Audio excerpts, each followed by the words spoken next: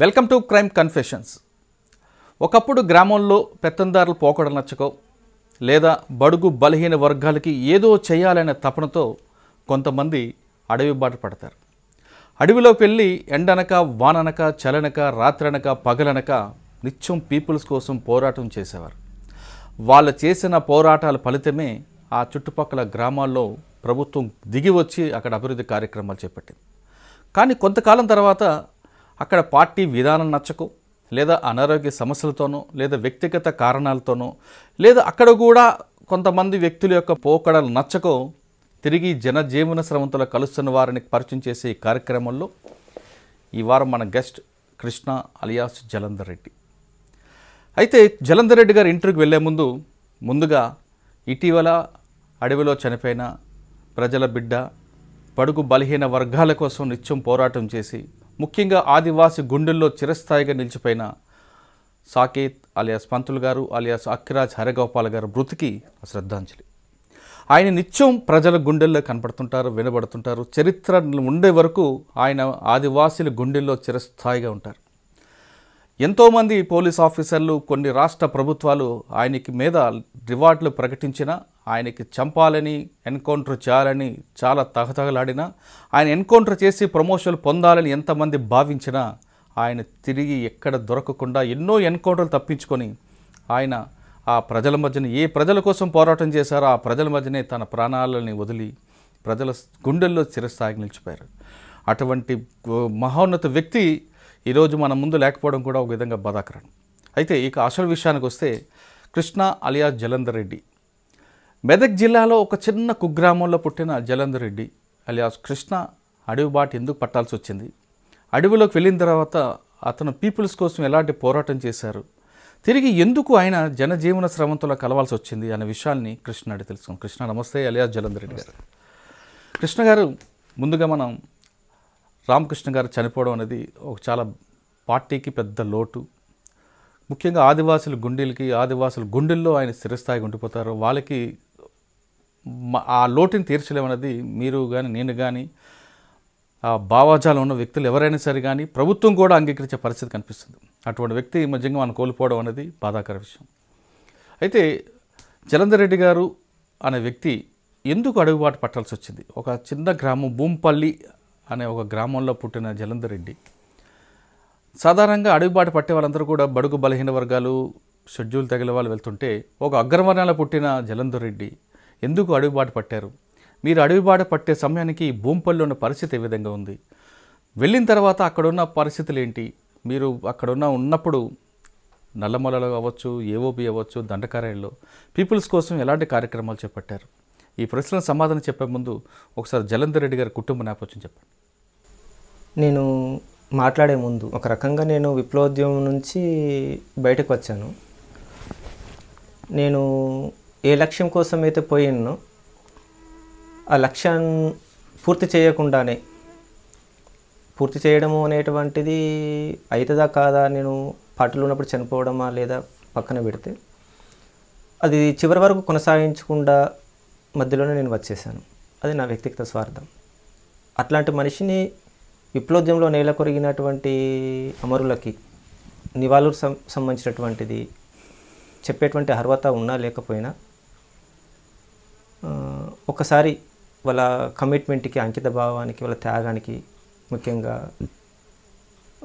సాకేత్ ఈ మధ్యకాలంలో నేను వచ్చిన తర్వాత నేను పనిచేసిన ప్రాంతంలో దాదాపు 9 మంది కామ్రేడ్స్ అమరులయ్యారు. దేశవ్యాప్తంగా చాలామంది అమరులయ్యారు. వాళ్ళందరికీ కూడా జోహార్లు చెప్తున్నాను. నేను నాలాంటి వాళ్ళ ద్వారా విప్లవోద్యమం ఆగిపోతుంది అనేటువంటిది నేను అనుకోను. అయితే అది గెలుస్తుందా లేదా అనే దానికంటే దానివల్ల పరిణామాలు, అంటే దానివల్ల జరిగేటువంటి మార్పులు అయితే మాత్రం చాలా ఉంటాయి అనేది నాకు అనిపిస్తుంది. ప్రజల జీవితాల మీద మార్పులు అనేటువంటిది ప్రభావం ఉంటుంది, ఖచ్చితంగా ఉంది. అయితే నా విషయానికి వస్తే నేను మా తాతయ్య గ్రామంలో పోలీస్ పటేల్గా పనిచేశాడు గతంలో. అంటే నేను వచ్చినాటికి దాదాపు పోలీస్ పటేల్, మాలీ పటేల్ అనే వ్యవస్థ లేదు. ఎన్టీ రామారావు పీరియడ్ కన్నా ముందు పట్వారీ వ్యవస్థ ఉండేది. మా నాన్న పట్వారిగా కూడా పనిచేశాడు. ఎన్టీ రామారావు గవర్నమెంట్ వచ్చిన తర్వాత అది తీసేశారు. తర్వాత మళ్ళీ తను వచ్చిన తర్వాత కాంగ్రెస్ గవర్నమెంట్ ఆ టైంలో వచ్చిన తర్వాత మళ్ళీ కొనసాగిండు. ఇక ఊర్లో ఉన్న జనరల్గా రెడ్డి సంబంధించినటువంటి బ్రాహ్మణ్స్ గతంలో తెలంగాణ లోపల భూస్వామ్య విధానం ఎట్లా ఉందో అదే రకమైనటువంటి ప్రభావం అనేటువంటిది ఉండేది. అయితే నాకు తెలిసి తెలంగాణ లోపల 100 ఎకరాలు 200 ఎకరాలు భూములు ఉన్నటువంటి భూస్వాములు మా గ్రామంలో లేరు. భూస్వామ్యం అనగానే 100 ఎకరాల భూములుండి మీసాలు పెంచుకొని అట్లాగా వెట్టి చాకిరి అనేటువంటిది అట్లా లేకపోయినా వెట్టి చాకిరి అనేటువంటిది ఉండేది. అంత ల్యాండ్ భూమ్స్ లేకపోయినా ఆ భావజాలం అనేటువంటిది అయితే ఉంది. భూస్వామ్య విధానం అంటే దాదాపు ఆ రకమైనటువంటి భావజాలంతో ఉన్నటువంటిది కూడా ఉంటుంది. ఎందుకంటే దళిత్ సెక్షను ముఖ్యంగా నేను చూసినప్పుడు చిన్న చిన్న పిల్లలు కూడా ముసలోని అరే లింగ ఇట్రారా, అరే పోష ఇట్రారా అని చెప్పి పిలిచే పరిస్థితి. ఇది నేను చిన్నప్పటి నుంచి దాదాపు, ఎందుకంటే దాంట్లో నేను కూడా భాగమయ్యాను, నేను కూడా పిలిచిన సందర్భాలు ఉన్నాయి. ఎదుగుతున్న కొద్దీ నాకు విషయం అర్థమవుతూ వచ్చింది. అయితే ఇంట్లో చెప్పలేకపోయేవాడిని, కానీ నేను 7th క్లాస్ వరకు చదువుకున్నాను. నా క్లాస్మేట్స్ లోపల కూడా గౌడ్స్ ఉన్నారు, దళితు నుంచి ఒకరిద్దరు ఉన్నారు, భిక్షపతి అని చెప్పేసి, యాదయ్య అని చెప్పేసి అని, తర్వాత వెంకటస్వామి గౌడ్స్ కొద్దిమంది ఉన్నారు. క్లాస్లో బాగానే ఉండేది అందరితో. ఇంటికి వచ్చేసరికి ఏంటంటే తేడాలు కనిపించేది. మళ్ళీ ఇంటికి వచ్చిన తర్వాత వాళ్ళతో ఫ్రెండ్షిప్ ఏంటి అనే పద్ధతి లోపల ఉండేది. నాకు క్లాస్లోనే చాలా సంతోషంగా ఉండేది. నేను 7th దాటిన తర్వాత టౌన్కి వెళ్ళాను. అక్కడ కులాలు మతాలు క్లాసులు అట్లా ఏం లేవు. ముస్లిమ్స్ కూడా మంచి ఫ్రెండ్స్ ఉండేవాళ్ళు. అయితే చిన్నప్పటి నుంచి విప్లవోద్యమ ప్రభావం తెలంగాణలో ఉంది. నేను చూసినప్పుడు మా నాన్నని 83-84 టైంలో అరెస్ట్ చేసినారు. ఎందుకు?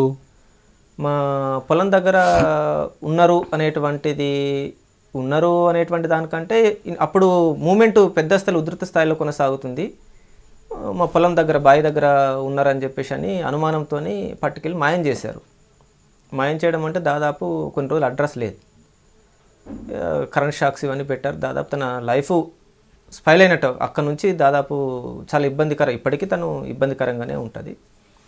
మా ఊర్లో మిలిటరీ ఆఫీసర్స్ ఉన్నారు ఇద్దరు. ఒక ఆయనకు పద్మ విభూషణ్ అవార్డు కూడా వచ్చింది, గణేశం పంతులు అని చెప్పేసి అని. మా నాన్న ఫ్రెండ్ అన్నట్టు ఆయన.